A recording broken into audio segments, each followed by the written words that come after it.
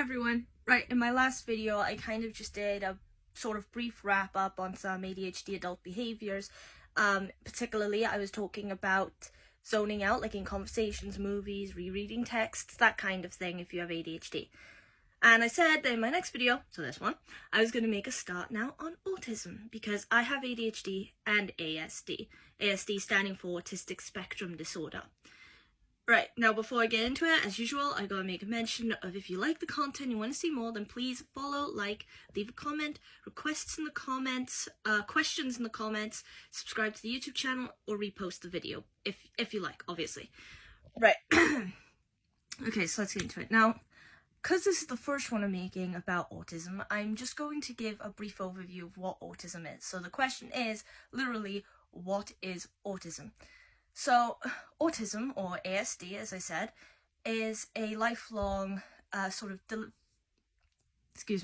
my words mixed up, developmental disability, alright? And it can have an effect on your behaviour, on the way you interact with people, on the way you learn, and on your communication. So, there's a lot of aspects of your everyday life, or your personality, well, not so much your personality, but you as a person, I suppose, that it can affect. And depending on high up the spectrum you are, the more drastic or severe the effect it'll have on, like I said, how you interact, how you present yourself, how you communicate, or how you learn. Now, that's the big thing with autism, that lots of people I've known throughout my life have struggled to comprehend when it comes to the word autistic, okay? It's not just people who are severe, as in people who might act strangely or unusually for someone who's compared to someone who's neurotypical. It's also present in people who are lower on the spectrum, but which means that behavior-wise they might just blend in. Now, that's the thing, because the difficulties and the challenges are still there no matter the severity of the autism on the spectrum in the person, but they just present differently physically, like outwardly. So visually, they're different. It's hard to explain, but don't worry, I will get into it more with more detail and more specifically on individual aspects of it as I go along. Now in me, I'm more lower on the spectrum just because while internally the challenges and difficulties and such are still there, and sometimes my behaviours reflect that, or my actions reflect that rather, as I said, outwardly it's not so obvious, and that mostly comes down to the stereotypical view of how people used to identify someone who's autistic.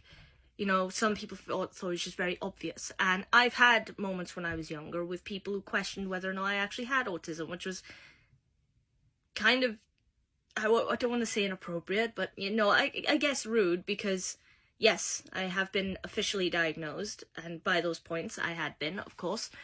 And they were still asking me, are you sure? Just because in their head they didn't think I was, because my behaviour was different to people who are more severe. So, again, and also, if someone is presenting more severely on the spectrum, like in their behaviours or in their interactions with people, right, there's also this misconception that neurologically speaking, so like in their head, they're inept, you know, or they're clueless, or they can't learn. Not they have a difficulty learning, they can't learn. They're kind of stuck, like being a child in their head and acting like a child even when they're an adult, for example. But that's not the case, okay? Because the brain is still the brain and it still works. It just works differently. Right, and of course that's where it differs with ADHD as well, because ADHD, while it has a lot of effects on how you learn or how you interact, or things that bother you and things that don't, difficulties and such that you have, and of course its own methods and strategies for overcoming or managing those difficulties and those symptoms, it's the physicality side of it, like the outward presentation of your behaviours isn't affected as much as autism would affect it. So autism has almost like this visual part of it, not just internal, okay? I'm struggling with words just because it's like in your head, you've got the words that you want to say, but it's hard to vocalize them. And part of that is down to my autism and ADHD, so there we are. But yeah, so basically that's what it is. It can affect you in all sorts of ways. But as usual, there are methods to helping manage. There are positives to take away. It's not all just a challenge, a difficulty, a disorder, a disability. There are positives, and there's ways to make the most out of it, of course. And that's what I want to get across to people, all right? That it's not just one thing. It's not a negative. It can be a positive as well. It just comes down to you as the individual, what works best for you and what doesn't, right? And then it comes down also, of course, to people around you not seeing the difficulties and challenges just as they are, but seeing the things that make you better. Yeah, that make you you, that make you unique or powerful. I want to use the word powerful because that's the word that comes to mind. It's like when you really hit the nail on the head with the thing that works best and when you can make the most out of it, powerful is the word I want to use. So there we are. So that is autism. And in my next video, I'm just going to make a start on some basic symptoms or how it presents. I've already made a schedule for my ADHD videos, and I haven't finished with those. There is more to talk about, of course there is.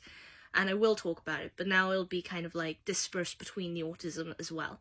And all I need to do is just come up with a schedule for these autism videos, and I'll be following more or less, as close as I can, the same kind of structure that I'm following with the ADHD one. So if you're interested, please stay tuned. And for my next video, like I said, I don't know exactly what I'm going to talk about, but here's the start of it. And if you want to see it, so follow, leave a like, comment, questions in the comments, requests in the comments, subscribe to the YouTube channel, repost, anything you want to say really in the comments, just in general. Yeah, and that's it. I guess I'll just see you next time. For now.